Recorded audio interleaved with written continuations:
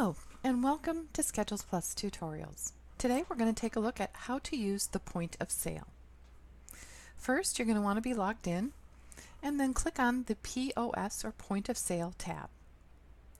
When you first arrive, you're going to be presented with a screen where you can find a person to make your sale to. You can either find the guest, or you can find a specific person. Let's find a specific individual. I simply look for them using part of their first name and part of their last name, and then I've loaded that person, so now I can start making the sale to this person.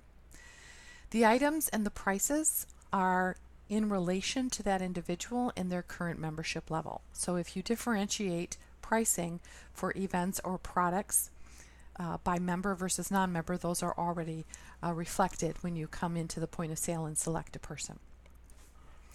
So in this case here, as you look at the navigation, the various schedules that you have defined in your system are across the top here in tabs. And you can see those as we click on them.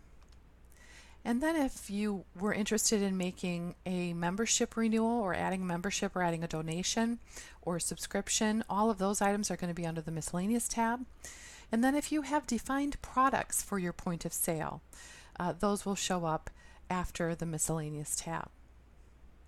So in our example, let's just go ahead and select a couple of items here that we want to add to the cart.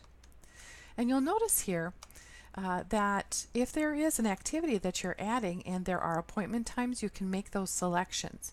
If you forget to make a selection, and I'll just show you that as we go here, the system will tell you that there is an appointment time that needs to be selected. So I identified those and I pressed enter, and what you see then is your cart selections will show on the right hand side. And you can see the 4 items we selected, and it does point out to me that I need to select an appointment time. And one of the nice features of the cart is if you've missed selecting something for a particular item, you can just click on that item and it will take you to that particular tab over here. So I'm going to go ahead and choose that appointment time and update the cart. And the other thing you can do here quite easily is you can actually remove items. So I've actually got 2 of the same thing in here. I want to remove one of them, and I can simply do that by clicking the red X next to it. And now that has been removed. I can add any number of items, so as I go through the various options available to me here, I can add as I go through, and those selections show at the right. If I want to make a donation in this as well, I can certainly do that. And a note. Add that to the cart. And then if I wanted to make a cafe purchase, I could do that as well.